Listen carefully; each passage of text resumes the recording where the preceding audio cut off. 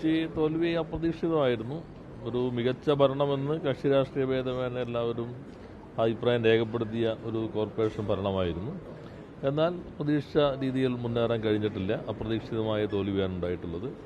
അത് പൊതുവെ ഉള്ള തോൽവിയുടെ ഭാഗമായി തന്നെ അതിനെ കാണുന്നുണ്ട്. സൂക്ഷ്മമായിട്ടുള്ള ഒരു വിലയിരുത്തൽ വേണ്ടിവരും. ഏതെല്ലാം ഘടകങ്ങളാണ് ഇങ്ങനെ ഒരു തോൽവിയിലേക്ക് നയിച്ചത് എന്നുള്ളത് അത് ഞങ്ങൾ വളരെ ഗൗരവമായി തന്നെ പരിശോധിക്കും. ഞങ്ങളുടെ ഭാഗത്ത് നിന്ന് എന്തെങ്കിലും കുറവുകൾ ഉണ്ടായിട്ടുണ്ടോ, അങ്ങനെ ഉണ്ടെങ്കിൽ അതെന്തെല്ലാമാണ് തിരുത്തേണ്ടത്, അതെല്ലാം തന്നെ നല്ല പരിശോധനയ്ക്ക് വിധേയമായി അതിൻ്റെ ഭാഗമായിട്ടുള്ള നടപടികളിലൂടെ മുന്നോട്ട് പോകാൻ കഴിയുമെന്നാണ് പ്രതീക്ഷിക്കുന്നത്.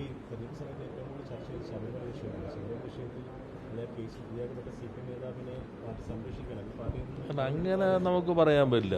അതിനകത്ത് വളരെ പ്രതിപക്ഷം ഒരിക്കലും ഈ അന്വേഷണം അംഗീകരിച്ചിരുന്നില്ലല്ലോ. അന്വേഷണം ഇതിനോട് യോജിപ്പില്ല. ഞങ്ങൾ തന്നെ നിയമസഭയിൽ പറഞ്ഞത് ഹൈക്കോടതി മേൽനോട്ടത്തിലുള്ള SIT അന്വേഷണമാണ്. അതിന് പൂർണ്ണമായ സ്വാതന്ത്ര്യം ഉണ്ടായിരിക്കും. അവർ കുറ്റക്കാരെ ആരും സംരക്ഷിക്കില്ല. പക്ഷേ പ്രതിപക്ഷം തന്നെ സഭയിൽ പറഞ്ഞത് ഞങ്ങൾ അതിനെ യോജിക്കുന്നില്ല, CBI അന്വേഷണം വേണം. അത് പറഞ്ഞിട്ടാണ് അവർ സഭാ നടപടികൾ പൂർണ്ണമായിട്ടും ബഹിഷ്കരിച്ചത്. അപ്പോൾ ആ നിലപാടിൽ നിന്ന് ഇപ്പോൾ അവർ മാറി. ഇപ്പോൾ അവർ SITയിൽ വിശ്വാസം അർപ്പിക്കുന്നു. അത്രയും നല്ലത്. ഞാൻ പറഞ്ഞത് അന്വേഷണം ശക്തമായി തന്നെ മുന്നോട്ട് പോകുന്നു. ഒരു തരത്തിലും ഒരാളെ സംരക്ഷിക്കില്ല എന്ന് വ്യക്തമാക്കി കഴിഞ്ഞിട്ടുണ്ട്. പിന്നെ അതാണോ അതിന് പാർട്ടിക്കും ഇപ്പോൾ കഴിഞ്ഞ ഗവൺമെൻറ് സന്ദർഭത്തിൽ ആ സമയത്തെ ദേവസ്വം ബോർഡ്, ആ സമയത്തെ കാര്യങ്ങൾ അതൊക്കെയാണല്ലോ മുന്നോട്ട് വന്നിട്ടുള്ളത്. ഇതിനകത്ത് ശക്തമായ രീതിയിൽ ഈ ഗവൺമെൻറ് അന്വേഷണം മുന്നോട്ട് കൊണ്ടുപോകുന്നു. ഒരു പ്രതിയും സംരക്ഷിക്കുന്നില്ല. ഇപ്പോൾ ആ ഭാഗത്ത് തന്നെ എങ്ങനെയാണ് തെരഞ്ഞെടുപ്പ് ഫലമെന്ന് നമ്മൾ കാണുന്നുണ്ടല്ലോ. പന്തളമായാലും കുളനടയായാലും ശബരിമല മേഖലയ്ക്കകത്തൊക്കെ തന്നെ. എന്നാൽ ഞങ്ങൾ സൂക്ഷ്മമായി പരിശോധിക്കും ഏതെല്ലാം തരത്തിലുള്ള ഇതുണ്ടായിട്ടുണ്ട്, ഓരോ പ്രശ്നവും എങ്ങനെയാണ് ജനങ്ങളിൽ ഈ വിധിയിലേക്ക് എത്തിക്കുന്നതിൽ സ്വാധീനം ചെലുത്തിയിട്ടുള്ളത്, അതിൽ ഞങ്ങൾ എന്തെങ്കിലും ഭാഗത്ത് നിന്ന് തിരുത്തേണ്ടതുണ്ടോ, അതെല്ലാം ഈ പരിശോധനയുടെ ഭാഗമായിട്ട് വരും.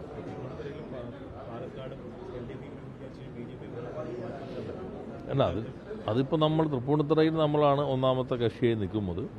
അത്തരം കാര്യങ്ങളിലെല്ലാം തന്നെ ഇപ്പോൾ നല്ല രീതിയിൽ തന്നെ ഇവർ തമ്മിൽ എന്തെല്ലാം അന്തർധാരകളുണ്ടെന്നൊക്കെ കുറേ കൂടി സൂക്ഷ്മമായി നമ്മൾ പലതും പരിശോധിക്കുമ്പോഴേ നമുക്ക് മനസ്സിലാക്കാൻ കഴിയുള്ളൂ. എന്തായാലും ഇടതുപക്ഷ ജനാധിപത്യ മുന്നണി നല്ല ആത്മവിശ്വാസത്തോടുകൂടി തിരിച്ചു വരുന്നതിനുള്ള ഗൗരവമായ പരിശോധന നടത്തും.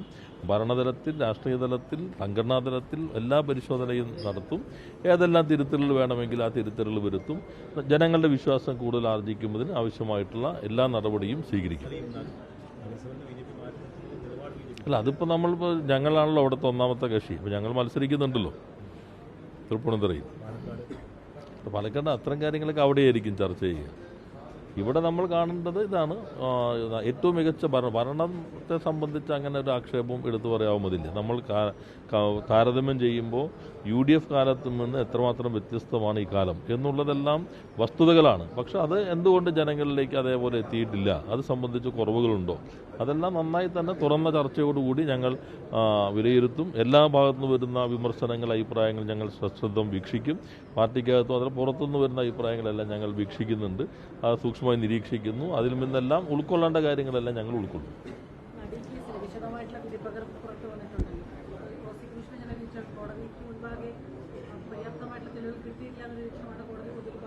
അങ്ങനെ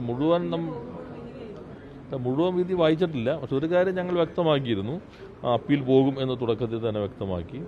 ആദ്യ ഭാഗത്ത് പ്രതികരണം നിങ്ങൾ ചാനലുകാർക്ക് അറിയാം. അന്ന് ചാനലിൽ എഴുതി കാണിക്കുന്ന പരമാവധി പ്രതികരണം നിങ്ങൾ ഉടൻ ഒരു പ്രതികരണം എന്ന് പറഞ്ഞപ്പോഴാണ് ഞാൻ ആദ്യ ഭാഗത്തെക്കുറിച്ച് പറഞ്ഞത്. എന്നാൽ ആദ്യ ഭാഗത്തും ഇപ്പോൾ ഗൗരവമായിട്ടുള്ള ഒരു അപ്പീൽ വേണമെന്ന് തന്നെയാണ്. പൊതുവെ അത് സംബന്ധിച്ച് രണ്ട് ഭാഗത്തും തൃപ്തികരമല്ല.